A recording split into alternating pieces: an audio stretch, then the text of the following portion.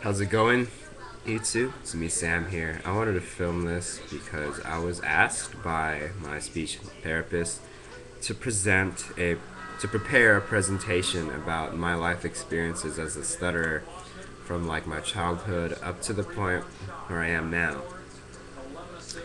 And I thought I would make this an official episode of Sam's Thoughts just because it's been on my mind obviously this whole weekend, just because I had to take the time to kind of reflect on my past experiences and just kind of put everything of my 21 years of life into perspective. So, yeah. Also, I am actually going to give you kind of a condensed version of my speech as part of this episode. I kind of tried to film it the first time, then it came out to about 25 minutes long, and that was way too long for a YouTube video. I'm pretty sure none of y'all would have stayed paying attention throughout the very end of it, so I decided to cut it down a bit. The only catch is that I'm not going to make this a public video until after I give my presentation, so I will open this up to the public probably tomorrow evening. And the reason for that is that my speech therapists, they know about my channel, so I don't want them to have to hear my presentation before I actually present it to them in real life. So yeah, I'm pretty sure y'all can stay patient until then. So let's start. Let's see. When I was a child, I did go through speech therapy, but it was through my elementary school, and I mean, I didn't know what it was for exactly. I remember I would get pulled out from class, from regular class, maybe 3 times a week for about an hour, and I loved it. Like, I would get to just talk to this lady, play with toys. We would do activities. I would get candy and stuff. What else can you ask for in first grade, right? But then soon after that, I kind of figured out that I spoke differently from everyone else. But it wasn't really that I spoke differently. It's just that I would have difficulty getting what I wanted to say out. And I would get so frustrated as a kid because I knew exactly what I was trying to tell people, but it just wouldn't come out at times, and I didn't understand why. And then I kind of had to ask my parents, and they told me, well, it's because you stutter. But they also told me not to worry because, I mean, they still believe that I would grow up to be perfectly fine. But the more I struggled with my speech, the more I kind of had to compensate. So I feel like I involuntarily compensated for my stuttering in the only way I knew how to at the time. And that was just trying to be involved in everything and trying to be perfect in everything. I wanted to be a guy that was the smartest one in the class. I wanted to have a lot of friends and be known as that nice guy and just be involved in like as much things as possible. And keep in mind, this is still like an elementary school, and I feel like that kind of determination has followed me through high school and college. So I guess that is a very positive thing that stuttering has provided me. And for the most part, my plan worked. I mean, I did well in school. I had lots of friends. I loved being around my friends. They loved being around me. I made them laugh like all the time. I was very confident and outgoing, and you would have never imagined that I had this stutter, and it was a complete non-factor for my early childhood. But of course, nothing stays perfectly fine forever. Uh, Before I started middle school, after a long fight with cancer, my mom passed away. And it was a big loss to our family, obviously. And it hit me especially hard emotionally. And I felt like my confidence was kind of replaced with a lot of anxieties and a lot of uncertainties. So, but fortunately, I got through middle school not too bad. It was more apparent that I was a stutterer, but again, fortunately, I had my group of friends, and I was still the same confident guy that I had been in elementary school. So it was perfectly fine. And then the transition to high school, I think, kind of picked my stuttering up as well. Again, a lot of it was kind of this same thing. I got through high school well, and I had my group of friends. I made more friends, and I mean, I did well in school. I actually graduated valedictorian, and I remember I was so afraid of having to give my valedictorian speech, just because I would have to give that speech in front of like everyone.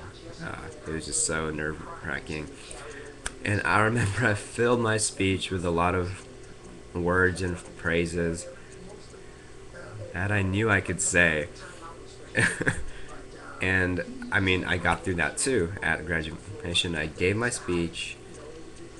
Yeah, I stuttered in a lot of places that I wasn't expecting to stutter on, but it turned out perfectly fine. But I do remember that I got a big kind of I got stuck at the very end, my last line, and that disappointed me because I wanted to end strong. I wanted to give a very strong, lasting impression, but I got stuck, and I was just so kind of frustrated at myself. But I was so very happy that it was finally over. But the funny thing is that I spoke to people after graduation, and they would come up to me and just be like, "Hey, I loved your speech, especially the pause you added in at the very end. It made your speech epic." And I was just like, "Oh, yeah, the pause I added. Right. I'm glad that you like that." I just thought that was kind of funny.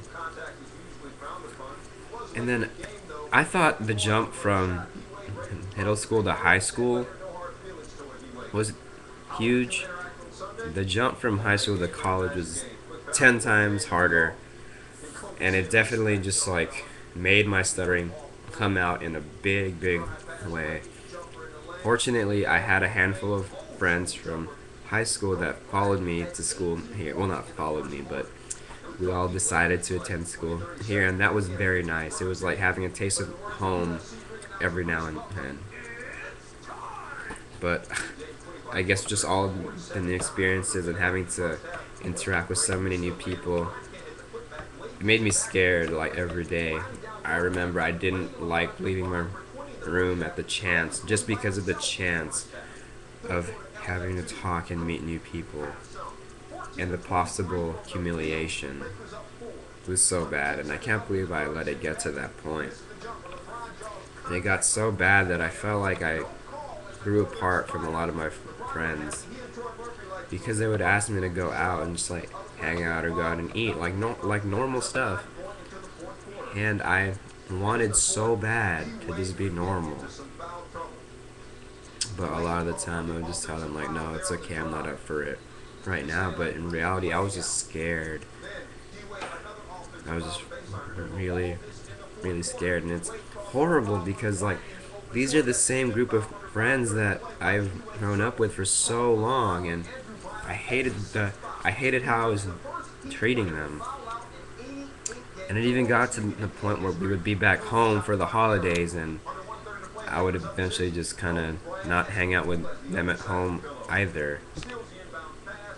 And I hate that. Like I don't understand how I could let it get that bad. So the first 2 years of college, in school I did well, but socially I was a mess. The only thing keeping me from going insane was my girlfriend at the time, who I met in high school and who also attended the same university as me. And she was my constant throughout this chaotic life I was living.